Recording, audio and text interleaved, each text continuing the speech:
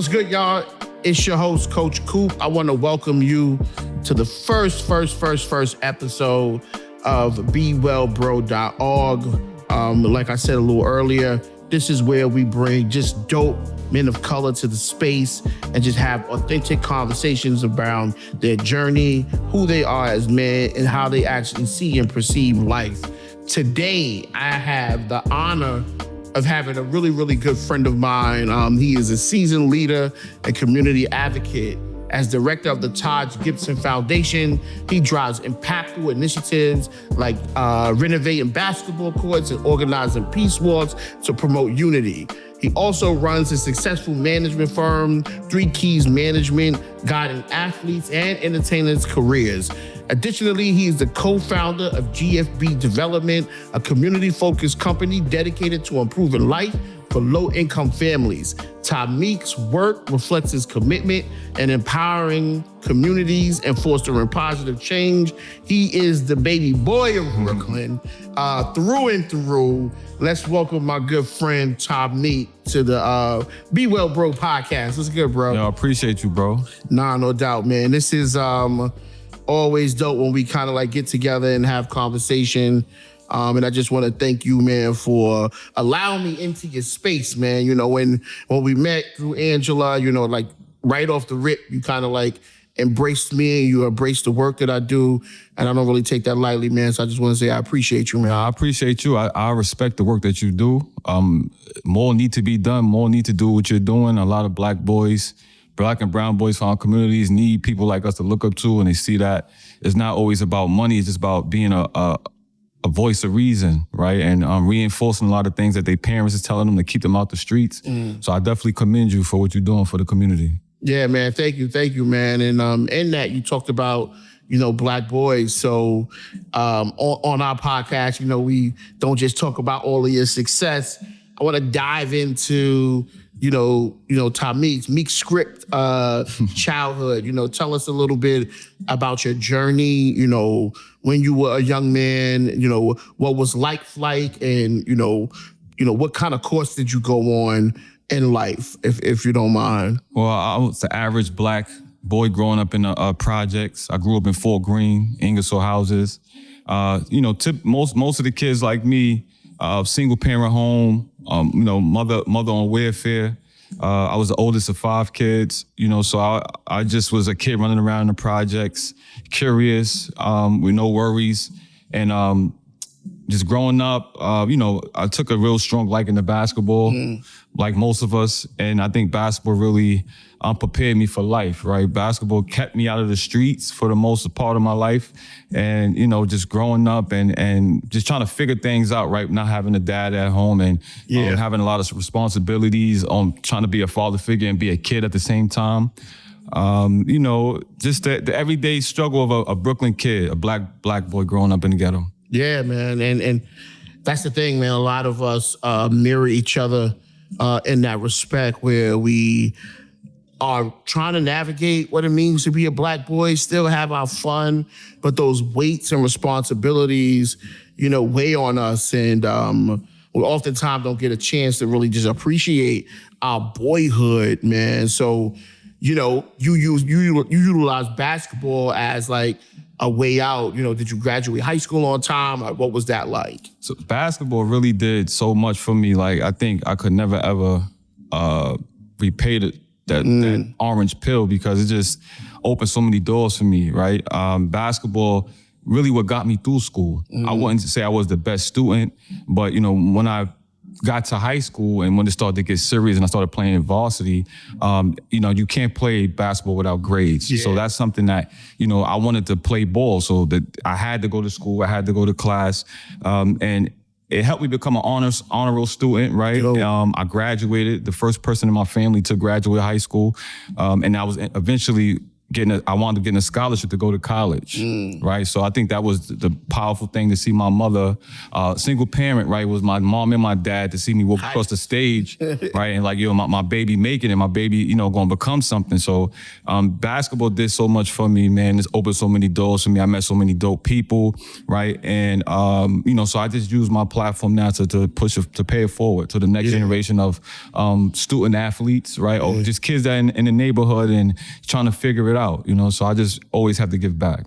Yeah, man, that's dope, man. And, unfortunately, a lot of guys don't even get to live that dream of playing, college, collegiate level sports. So, like, it seemed like, everything was going good. You grew up in Fort, everybody knew Fort Greene back in the day. Yeah, it's treacherous. Wasn't an easy place to be. Nope, no, definitely wasn't. Definitely wasn't. So you navigated that, pretty unscathed, and now you're in college. What was college like? Like, if you could think back to Tameek as that young man, what was that lifestyle like? It was a culture shock, right? I wound up, because I didn't have the best of grades. I made the honor roll my senior year. But so I had to go the junior college route. So I had several Division I offers, but I didn't have the grades. And my SAT was barely cutting the minimum to get approved to be accepted to NCAA. So I had to go to the JUCO route. And I went to a JUCO in Jamestown Community College in upstate New York, about an hour and a half outside of Buffalo. And just being the only black kid in class was kind of crazy, right? So we have 30, 40 students, and I'm the only black kid. So I just had to learn how to adapt to being around people that's not like me. And it really was a culture shock, because I was so used to just being around people that looked and talked and walked like me. So then I had to be put in that environment. I just had to adapt. And I did want to adapt, and I made some good friends. But it definitely was a culture shock just to see how, people that don't look like me, how they live and how they go about doing their business. Yeah, man, that's interesting. And what people don't talk about is that having to adapt, and they don't even prepare us for that shit in high school. They just like, you got to go to college. You got to go to college. And then when you send us there, it's only 2 of us inside of a room, it's crazy. Or maybe just one, man. So that oftentimes in the work that we do, a lot of guys make it to college, but they often don't finish. Because of one, the fear of the experience of being the only one in the space, and then also being able to afford it. A lot of guys, mom coming from single parent homes, their moms are killing themselves. They feel the weight of that responsibility and decide to come home. Or when it comes like the grades, we do well enough to make it out, but we're not prepared. So now we like in remedial classes in college. You don't want to be paying for those credits and things like that. But it seemed like, correct me if I'm wrong, but it seemed like you had, kind of like figured it out. So, there's a story that you didn't, fully complete. Like, what shifted in your life at that time? So at that time, and it goes from, being raised by a strong mother. I'd seen her countless times, not having money, but making sure that we ate, making sure we had a roof over our head. And she always was adapting to whatever situation. So that was one of the things that I learned from my mother, to learn how to adapt. But things still took its toll, like just being away, right? And, like I said, I was something like a father figure to my brothers and sisters. So a lot of things that was going on, I was out of my control back home, because I'm trying to pursue my dream, but also trying to be a father to my brothers and sisters. And I wound up making it out of junior college. I wound up going to a Division II school in Long Island on a scholarship again. So, and then that's when things like really started to hit home. My little sister, she became pregnant. And I don't know, I just felt bad. I just felt like I ain't fulfilled my role as a big brother. Yeah. And, countless other things that was bothering me. And it was a lot of things that was going on with the coach. Me and him wasn't connected. And it led to me not playing. Yeah. Then it led to me getting suspended several times. And it just was a tumultuous time in my life. I didn't really know what to do, right? And most of the time when we faced with adversity, we like to rebel instead of facing it forward. Thanks. And I wound up rebelling, right? And I made one of the worst decisions of my life. I wound up leaving the school, right? Like walking off, like, yo, you know what? So I'm going. So after the season, shout out to Steve Hain, my college coach. He's right now currently coaching at Rutgers University on the men's team. He was like, Tameek, you can stay here, but you won't be playing basketball. And I'm like, I'm here just to play basketball. I'm not here really for nothing else. So if I can't play, why I'm here? Yeah, absolutely. Right? And that was the worst decision I made because I literally want to say maybe 8 to 10 months after that decision, I was in somebody's prison. Damn. So, like, I want to backtrack to, like, so what was the contention? Like, what did you feel from the coach at that time being young? Because, you know, a lot of young guys are going to listen to this and, you know, they might feel the same way. You know, sometimes people hit you with that saying, like, tough love and things like that. So, like, and it's interesting because you talk about how you know, felt this burden. Well, let me not say burden, because you felt this responsibility because you grew up being the oldest to your brothers and sisters and their trajectory. Now you're navigating your own world, and then you got this guy in your life who, you know, you a man, right? Like you the man, you represent manhood in your household. Now you got this guy who's an adult man and you having conflict. What was going on in your mind about your relationship to make you say, you know what, skip you? I just felt like he was trying to sabotage me. Like he didn't want me to succeed. And it was weird because prior to me stepping on campus, we had a dope relationship. Like Steve Hain, Coach Hain, he drove up to the school I was at about 8 hours to come see me. So that meant something to me because I had other schools that I was talking to that I was interested in, but he took the initiative to come drive. And then he came to the projects. He came to Fort Greene and sat on my mother's couch and like, I want to give your son a scholarship. And just to look at my mother's face, I was like, I'm going there. Yeah. Right. So with that in mind and me stepping on campus, I'm like, oh, I'm gonna do my thing. Like, this is not gonna take care of me. And I got there, it just changed. And maybe I looking back in hindsight, he was challenging me, right? And I fell because I didn't know I didn't accept the challenge the right way. Instead of accepting it and trying to persevere and fight through it, I just rebelled.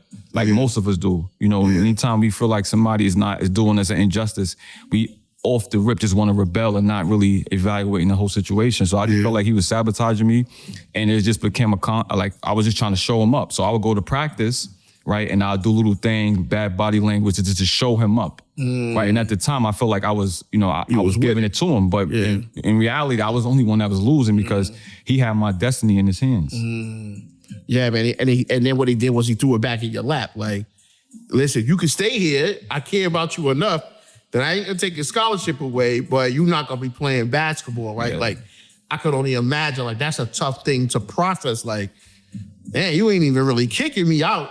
You know, you giving me the option to finish my college, but you're not allowing me to do the thing that I love. And now you being young and just like I'm not having a mentor to like, you know, redirect that energy and sit me down and show me what's important. I'm like, you know what? I don't care about this shit. Yeah. I don't care about your school. I'm out of here. And that was the worst decision because now I'm back in the neighborhood and everybody, you know, from my neighborhood at that time, what are you doing here? Yeah. You know, I was one of the kids and, you know, humbly speaking that, you know, they felt like he's going to do something with this basketball because I was really good. I was all city. I got a city title 2004. So I was one of the kids like, all right, he's going to make it. He's going to do something. So being thrown back in the neighborhood and everybody looking at me like, what are you doing here? Like, that's even more pressure. I just didn't know. Like I said, so I was like, you know what? I've been doing the right thing my whole life. Let me try this, right? Let me try this. So I just jumped in the street and I had a short run. Yeah. It wasn't a long run. And I wound up like getting incarcerated. Yeah, man. That's something, man. And I just keep hearing, you know, like that responsibility now because people seeing you, they already kind of like put you on a pedestal in their mind because you kind of like was doing everything right or at least trying to get it right. Even in the midst of your struggles, this guy who you trusted in your mind at this time, all things fall apart. And now you're at this pivotal moment where you like, well, hell, I beat the odds and then I still end up back here. Fuck it. It's devastating. And you see so many kids that, you know, have a similar path, you know, and things don't work out and they go back to their neighborhoods. And most of the guys that's in the streets that I grew up with, prior to being in the street, they play basketball. Yeah. right? In elementary, junior high school, these guys was really talented. But, something along the way, they went left and they wound up in the street, So I just fell in that cycle. I became a statistic, right? And it was just something that I just kept spiraling until I got incarcerated. But that's when I woke up, right? When they put them cuffs on me and I had to go through Rikers Island, I had to ride the bus from the courthouse. I'm like, oh yeah, this is real, right? And when you held and you can't leave, right? You can't leave. So you're just here. That's when I was like, oh man, like I really messed up. Yeah, man. And like, because you seem very introspective, so I can imagine that was probably something that followed you throughout your childhood as well. You always strike me as a thinker. Now you at this moment where even now the disappointing your mom, right? And like the utmost, like everything that you felt like she probably tried to protect you from, you at the head, and now you're sitting at a detention center. What was the process like? I could almost imagine. It's like devastating. Gotta adapt. Yeah. Right. Gotta adapt. And it took a little time to adapt to that environment, right? Being confined and being told what to do and having restrict movement. Being a kid, previously in college, I was on a scholarship. I could do what I want. Yeah. The world was at my feet. Now I'm in somebody's jail and they telling me when I could eat, when I could use the bathroom, when I could get on the phone. It was definitely a culture shock. But one thing I told you, my mom's adapt. So it took a little while, but I wound up adapting because I'm not going to let no situation eat me up. I already went through that, I'm losing my scholarship. So I was like, I'm not going to fall for that again. So I just adapted to being in prison. Yeah, man. Yeah, that's something. And now, you did your time. And I mean, it wasn't no small 2 years. It was a significant amount. 10 years, a decade. Say it again? A decade. A decade. Yeah, I didn't want to say it. 10 years. I'm very sensitive in, people's journey. But 10 years is you literally became a man, right? Confined, right? Like, unfortunately, what they say in the 13th Amendment, like property of a state. And so how did you stay free psychologically? I know, so, you talked about adapting, but that take a lot of brain power and muscle power to still navigate that time, because you can't get it back. You have to go through it. What did you do to kind of stay sane? Basketball. I went back to my first love, was basketball. So when I'm in there and balling, I'm just like, I'm here. Once I came to the realization that this is where you're going to be at for the next decade, you got to figure it out. And basketball was something that really kept me when I would get depressed. I would just go play basketball, right? And, and most of the jails I went to, I was one of the best guys in the jail. Yeah. So I got locker full of commissary guys betting they last on me. I got commissary in other people's lockers. So I was living, not to glorify this, but I had to adapt. And basketball really kept me from being depressed. And that's something that you see a lot in those situations, is you see a lot of people get strung out on drugs, or they take medications to cope with it. And so many guys come in one way and leave out. And I said, I can't be like that. Yeah. And I seen so many guys with promise just doped up, right, or drugged up on medication that, at 8 o'clock, they lights out for them. Yeah, they just cook. So, and I just said, like, this is what the system purposely is doing, right? Yeah. So basketball really kept me sane, right? And something else that kept me sane was one of my best friends, Taj Gibson. Yeah. For those that don't know who Taj is, he just finished his 16th season, NBA vet. So me and Taj been friends probably from like the age of 10 or 12. And he would visit me every year. So for 10 years, he would be at the prison. Wow. So during his off season, while he was in the NBA. While he was in the NBA. So during the off season, he'd come see me and he had to go through the scrutiny of being searched and all that, sitting in a small jail, visiting room. But that really motivated me and it show yo, you got people that can love you, right? And he was somebody it doesn't matter what he was doing, he took time out. And that one visit a year, helped me get through, because I'm like, I had people, family and friends that lived in New York that was less busy, that never seen me my whole time incarcerated. So he made sure that I got to go see my bro. Yeah. And it ain't about the money. It was just about me just being able to kick it with him and laugh, right? So like, you know, and I don't think he really know that, because me and him don't really talk about it too much, but like he really helped me get through that incarceration. Yeah, man. You know something, you know, hearing that, because you're right, man, not every guy has that story, but it just goes to show how important community is. And one of the other things that I heard in there is just like, you know, in your time, you utilize the thing that you love in the most darkest moment to actually probably bring joy to other men, and how in their little way, because obviously we're not trying to glorify this injustice system that keeps Black and brown people locked up, but just to see how they rallied around you and made sure that you were okay, because you actually entertained them, right? Like something that you probably loved doing when you were a kid, and you were inspired to do, potentially trying to be in the NBA when you were having those visions. Although in a different kind of like arena, you still was kind of like, you still had those accolades, and, you know, people were like, you know, seeing you as such, man. That's dope. And then to have a friend, because you're right, you know, and I'm even guilty of it. You know, I've had friends who been locked up, and I didn't know how to kind of like put myself in that position to go through that scrutiny that you talk about, that I oftentimes feel guilty about to this day with some of my boys. And we don't talk about it, but one person I'm thinking in particular, you know, I wish I would have had the willpower to kind of like ride it out with him and be there for him, because we call ourselves friends. So I definitely appreciate what Taj did for you, man. And to add to that, I had to get out of my own feelings, because I definitely did feel a way about several people that, you know, wasn't really tapped in, you know, during my darkest time. But when I look at it, you know, to be transparent, they didn't put me there. Yeah. That's number one.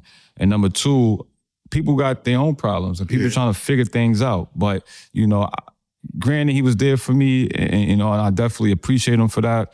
And that he definitely helped me like navigate that to keep me out of trouble. Because I had my share of issues. I'm a Brooklyn boy. Yeah, like I'm a Brooklyn boy. And you know, we're not going for anything, but for the most part, like I know I had something to look forward to. Yeah. And I was blessed, because a lot of people in them situations, they don't really have a lot to look forward to. So they just in there, right? They're not really trying to, they had nothing to look forward to come out. So they're not like, oh, I need to get my life together, you know? So I'm just was blessed that I had something to look forward to that kept me from like doing some things I probably wanted to do. It was like, yo, you want to stay in here longer? Yeah. You know, so I was blessed to have that. Nah, that's dope. That's dope, man. So you do your time, now you back home. It's 10 years later, you know, and I don't know, you know, it just seemed like you get home and you are moving. Man, listen. You know, like I don't know the ins and outs, but as I studied and I've been doing my research on you, I'm like, damn, Tameek didn't miss a beat. You know, it seemed like you just, you know, you came home and you jumped on it. So like, what was I want to keep going back to the mindset. Now you physically free. What's going on in Tameek's mind after that journey? I do have to give credit to somebody that I was incarcerated with. You know, we probably don't speak a lot now for whatever reason, but he encouraged me to finish my school while I was incarcerated. So he was like, you need to finish your school. And I was like, he was like, nah, you need to go get your finish. So I wound up finishing school and getting my degree. But what that did was I started to work my mind. Right, so not just playing ball, lifting weights. I started to like read and had to do assignments every week. So I started to work my brain, and it really built like an energy in me. So when I came home, I didn't really have. I wouldn't say I'm like, oh, I want to do this when I go home. I just know I just needed to be proactive, right, and I just needed to create my own momentum. So, you know, getting my degree, coming home. When I came home, I told Taj, listen, I don't want no money, right? That sounds kind of crazy. I had money saved up during my incarceration, because it's not like it's the most expensive place to live, right? So I had, you know, a decent amount of money saved up, And I just need you to put me in your rooms. Yeah. Right. I need you to put me in these rooms and let me work the rooms and let me figure it out. Right. Because you give me money, that's not really going to help me. I'm going to just spend it on something. On clothes And, you know, and it's not going to help me. Then I'll be coming right back to you with my hand out. And I'm pretty sure he probably been through that, you know, so I didn't want to be labeled as that. I wanted to somehow at some point be an asset to what he built already. Right. So I came home. And I was the outreach coordinator for his non-for-profit, the Taj Gibson Foundation. And with that put me in rooms where I could network. And also while I'm networking, I'm also rewriting my narrative too. Like I'm rewriting my script, right? Because I'm connecting the dots, and that made me be comfortable of being in my situation. And now I want people to see me for who I am now. Like I'm doing the right work. I'm boots on the ground, right? You giving back to the community that you once took from. I'm giving back. I'm giving back to a lot of the young guys, right? And it was crazy because growing up, a lot of the guys under me looked up to me, but I never ever thought that. Like that wasn't the furthest from my mind. And it was when I came home. Now these guys are young men, and they telling me, yo, and it was countless guys. Like I used to look up to you. Yeah. So, and then it hit me, I'm like, yo, I really let y'all down because y'all looked up to me, and I didn't know that. I didn't know I had that responsibility. So it's only right for me to come home, right, and do the right thing. Yeah. And like show you like, you could mess up, but you could bounce back. So just being able to be in the rooms and figuring things out and me becoming an asset to what he built, that when I got home, I said, okay, that's the plan, being an asset. Yeah, man. And you definitely was that, man. I from a distance and kind of like three degrees of separation, as I was evolving in this work that I do now with young men, I would often hear, I think at the time, Sister Tiffany Merchant was doing some stuff down in Fort Greene, and she would often bring up these projects that Taj was doing, and I would hear your name, like, Tameek Floyd would be a part of the process, and, so I was just like, damn, that's so dope.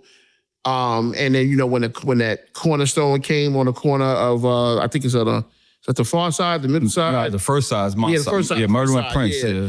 So I would come in there because sometimes a couple of brothers I knew would run basketball camps out of there, and I would come and do work. Like this is when I first got into doing the social emotional work. So it's really dope to see that you seen the value in relationships, and you came home to a friend who, he was a millionaire. He got it. He playing in the NBA, and utilizing the relationships was more valuable than actually getting the money. And now you got management companies. You got all of these different things. The relationship, I don't mean to cut you, it leads to the money. You know what I'm saying? And most of the people in my situation, they chasing the dollar. I said, no, I'm gonna chase the relationships, and eventually it's gonna lead me to the money because I'm just rebuilding my image. I think that was the most important thing, to rebuild my image, because when people meet me, they're not gonna know who I am, and then they're gonna look me up. Oh, he's a felon. Yeah, he has a felony,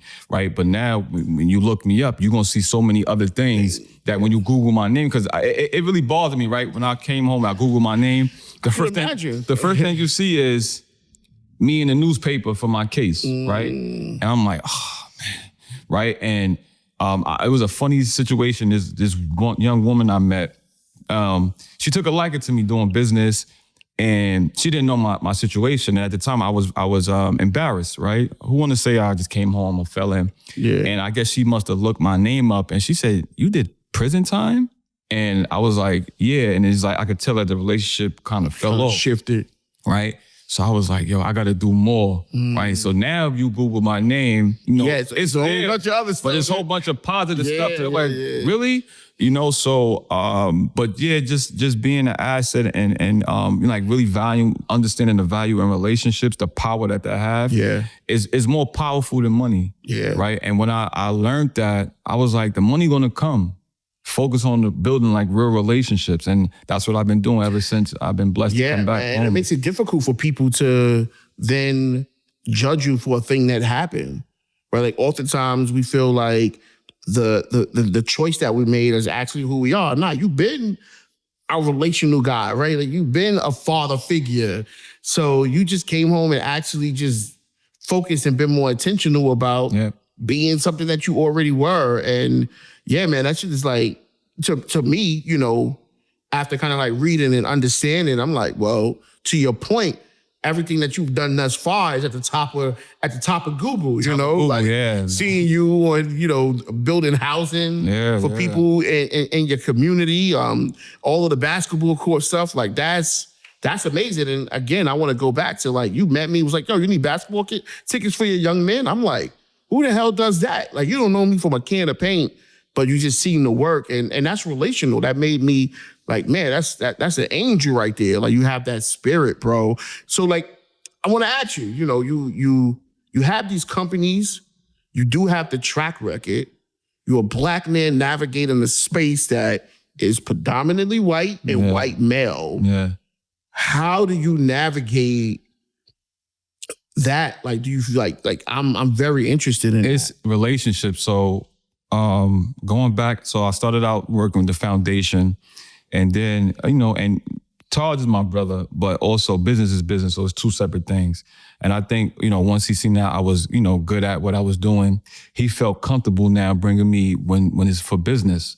So I would tag along when he had like, and this is when he was on the Knicks, when he had some engagements, I would go in him and meet people and connect, right, and maintain a relationship, because he don't have the time to like really maintain a relationship. He's playing. So that's what you have your team for. So that was my job, to like to maintain and build and grow the relationships. And I was like, oh, I could do this. And then it segued to me working to another good friend of mine who he was drafted with Taj and is currently in the finals. In the finals, NBA finals, James Johnson, that's my brother, I love him. They're gonna get that ring, but it wound up leading me to working with him when he was on the Nets. So I was doing hanging with him day to day, handling a lot of his affairs, connecting him with different people. And I was like, yo, I really could do this. So that, you know, I said, you know what? I'm going to start a business because I see that I'm good at networking, maintaining relationships, and I just get things done. Yeah. So I said, you know what? So I met some people and we formed 3 Keys, right? 3 Keys is a sports and entertainment management company. And it started out with me working with Taj and James. Wow. And with Taj and James is a dope because they the OGs now, the NBA, right? 16 years, they both have 16 years in. And I'm exposed to a lot of the younger guys in the league.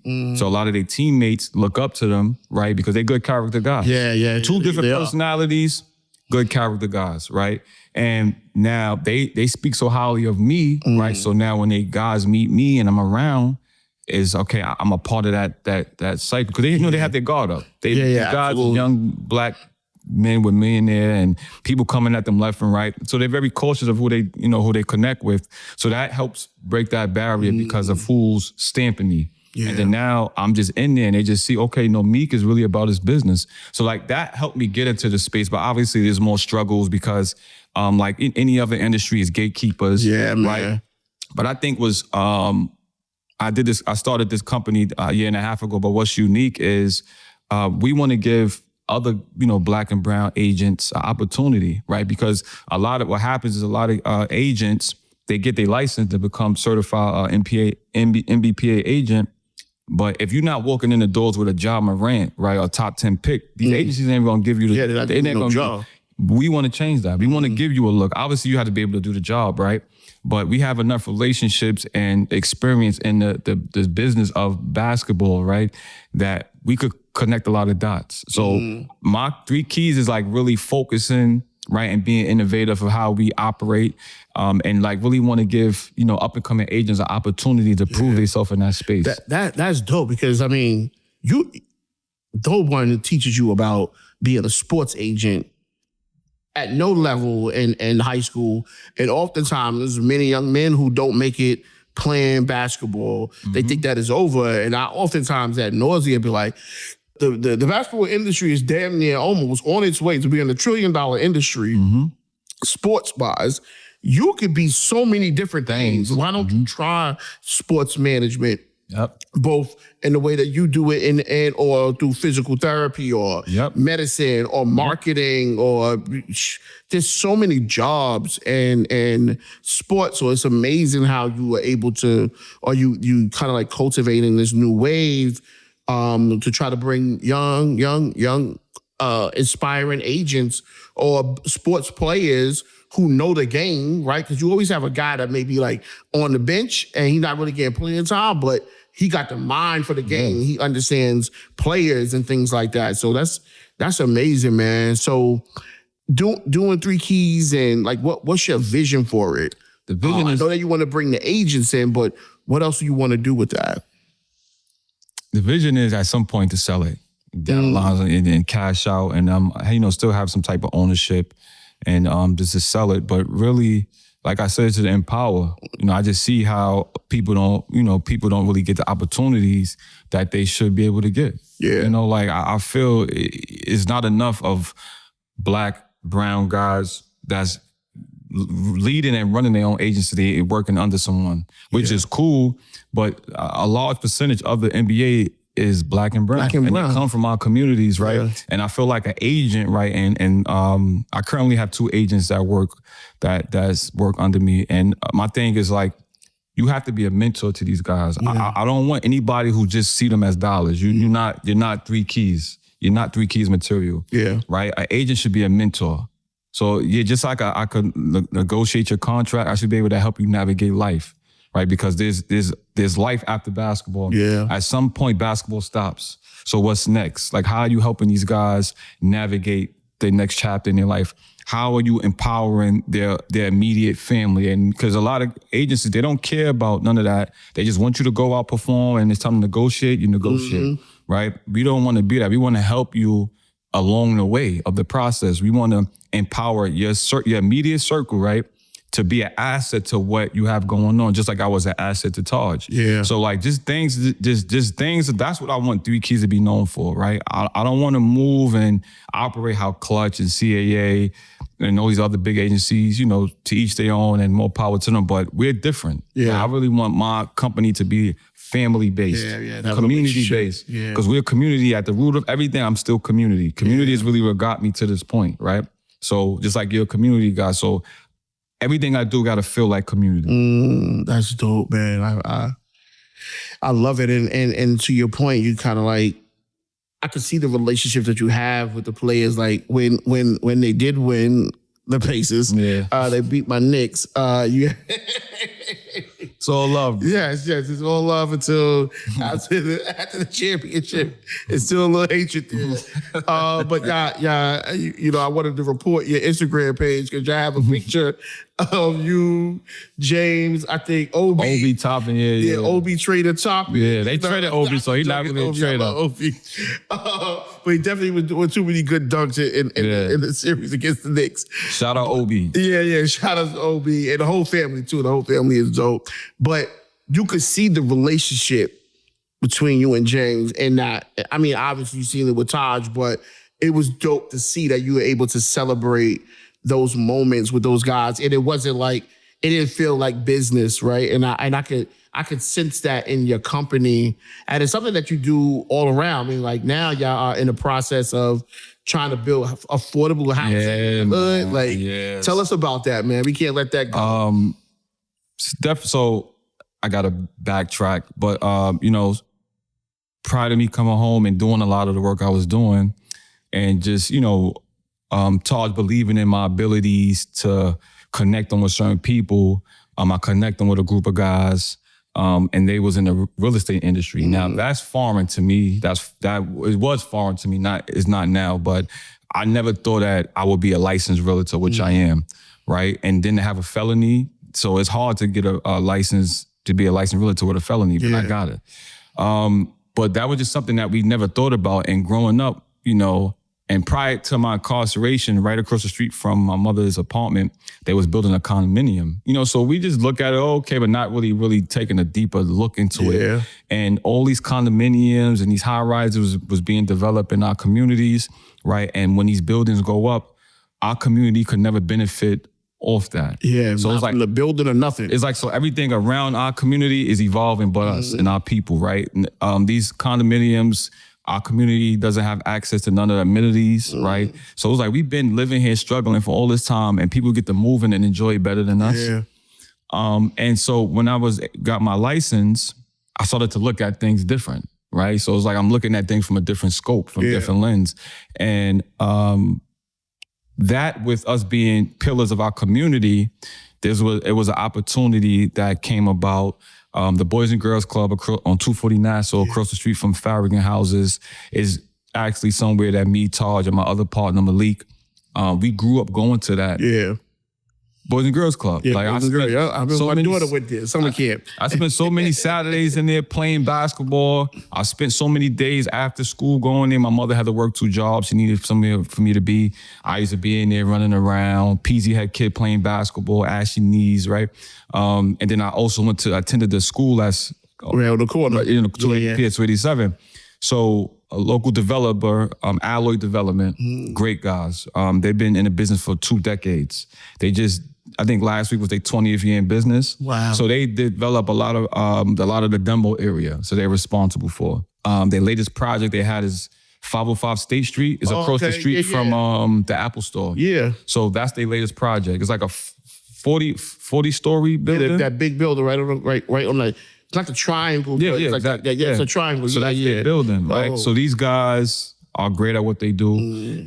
They're very innovative in their approach to development. And so they purchased the Boys and Girls Club, and it was like an outcry. Oh, we don't want y'all here. Y'all gonna tear it down. This is a staple. So when they purchased that property, the district leader in our district, Crystal Hudson, she has a framework for developers they have to abide by. So if you want to redevelop in her district, you have to go by this framework. And one of the frameworks was to work with local organizations. So, they're businessmen, but they really care, right? Taj and I, we community guys, right? Taj been pouring money into the community. He has been, his whole career. Yeah. Without one government, we don't get no assistance from the government. So this is coming out of this man's pocket. Yeah. Right. And, we met with them and we had several conversations, and obviously we wanted to see, what was their core values, and they wanted to see what we were about, and we was able to work and figure out and come to an agreement on a JV, a joint venture for that project. So that's what got us into the fold. But what's dope about this is not really the traditional way to get into development, but it is to me, is from all the hard work we did the years prior. Right. We don't never like to say what we do for people because, we don't do it for that. But we've done a lot for the community. So now our work is catching up. We're being paid for it. And so it's a dope situation because on one hand, they're teaching us, they're mentoring us on development. Right. And on the other hand, we're mentoring them on how to deal with our community. Yeah. Right? Because who know it best than us that live absolutely. the lived experience of living in the projects and smelling pissy elevators, right? And seeing seeing childhood friends, families, members getting killed, and seeing people getting incarcerated, and you're seeing the dysfunctional families, right? And seeing, little kids outside at 1 or 2 all night. Like we growing up and seeing all of this, right? So who's better than us to tell you, how to navigate and how to work with our community?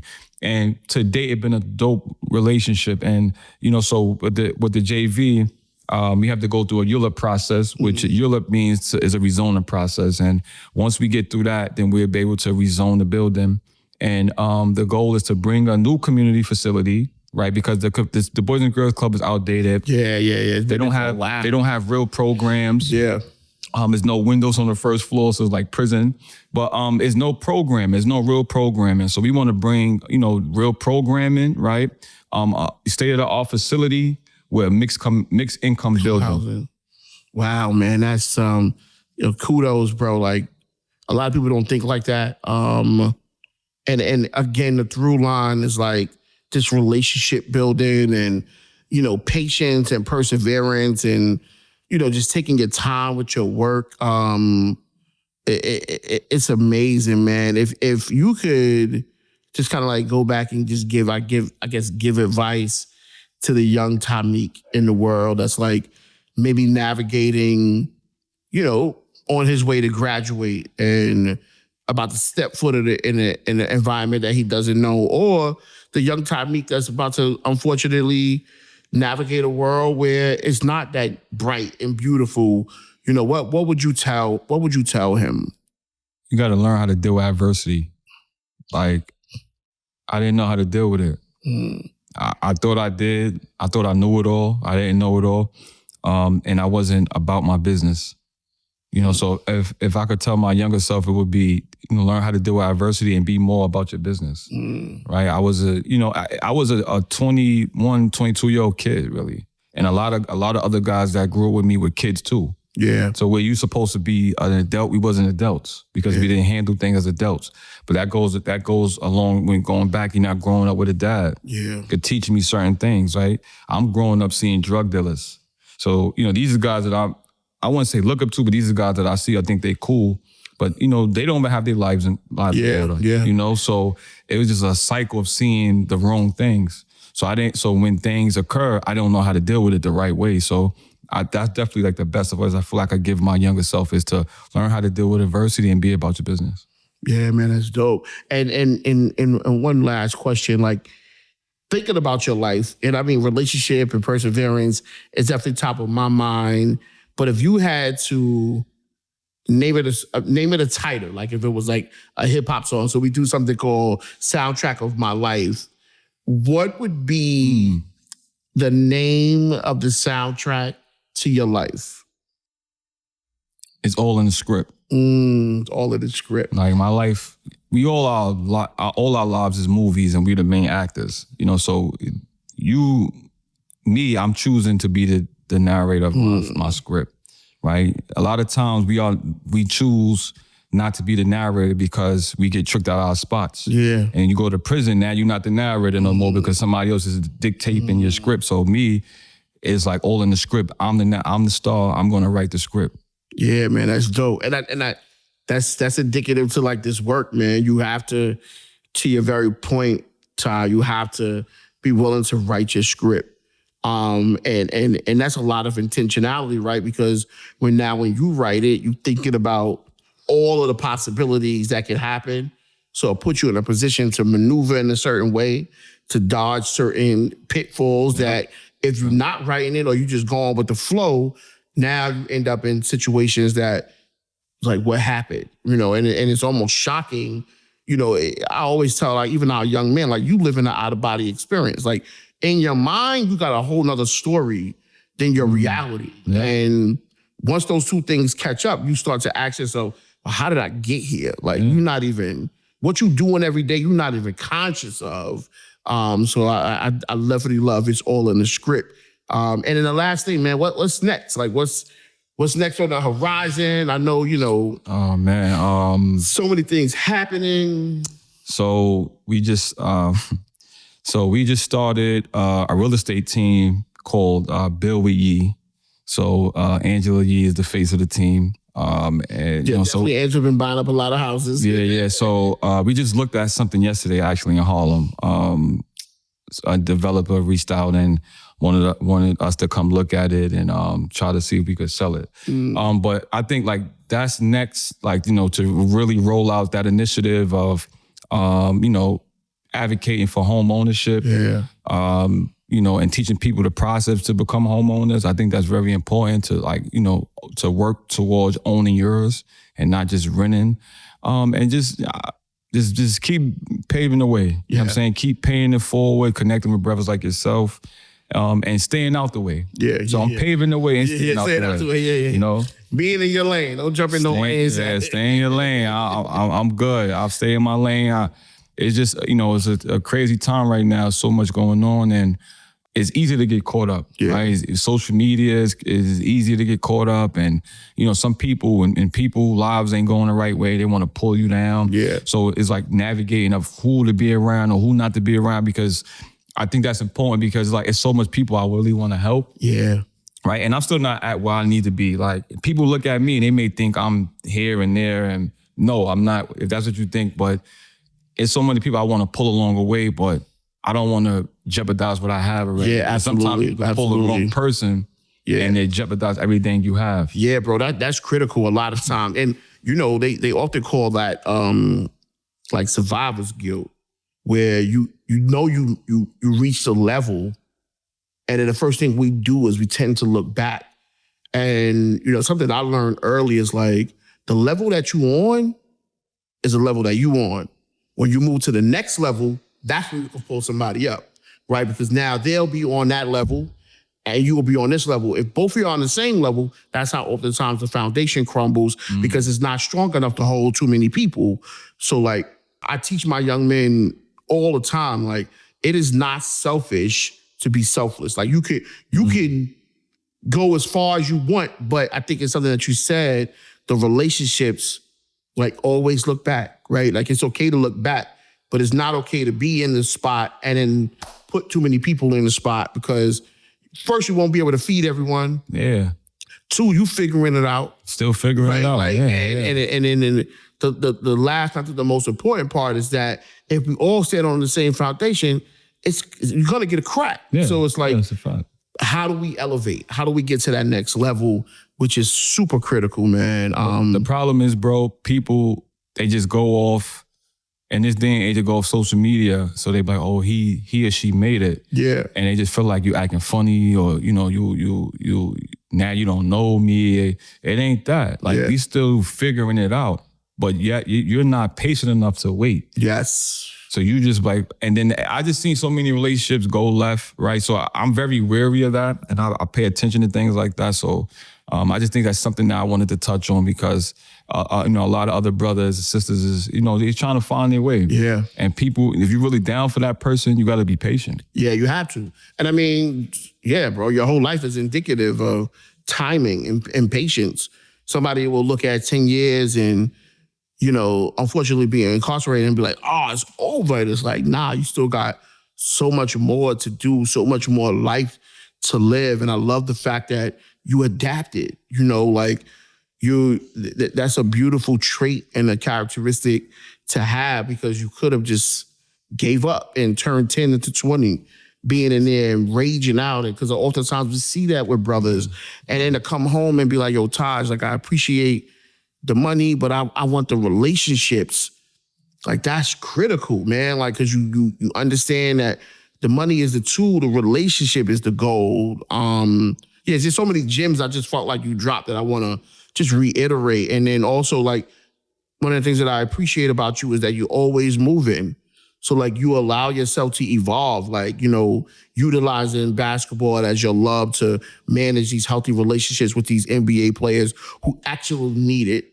You know, like you look at a lot of them, they're going through relationship shit, baby mamas with strippers. Zion. Yo, yeah, man, Zion, homegirl said she got a baby by him and now she want to get him arrested. It's crazy.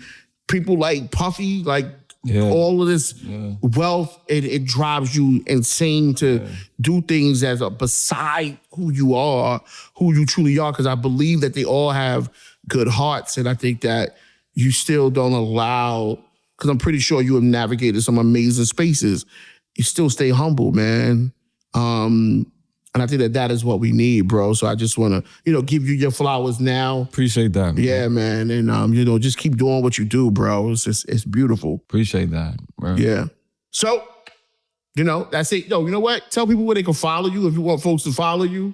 What platforms they can catch you at. So I'm only on Instagram. Only on Instagram. Yeah, I'm only on Instagram. You know, I got to get better with, you know, doing content, and it's really not my thing, but I understand visibility is key. Yeah. Right? This is the landscape of this. So, you know, if you want to follow me, you can follow me at MeekScript, MEEKS_script at Instagram. My company's is www.3THREEK, the number 3YS.com, 3 keys. And my development company is www.GFBdevelop.com. And you know, reach out. You need some insight. I'm only a DM away, but definitely appreciate you for the opportunity. This is one of the first me doing a solo podcast. You know, so I'm very grateful to, you know, bless the platform, be number one on it. Absolutely. You know, because I know you know a lot of good brothers doing a lot of good work. So I just wanted to set the bar a little high. They come in here, they got to bring it. You have. Even when we were thinking about who we were gonna have, I'm like, yo, I need Tameek to be first.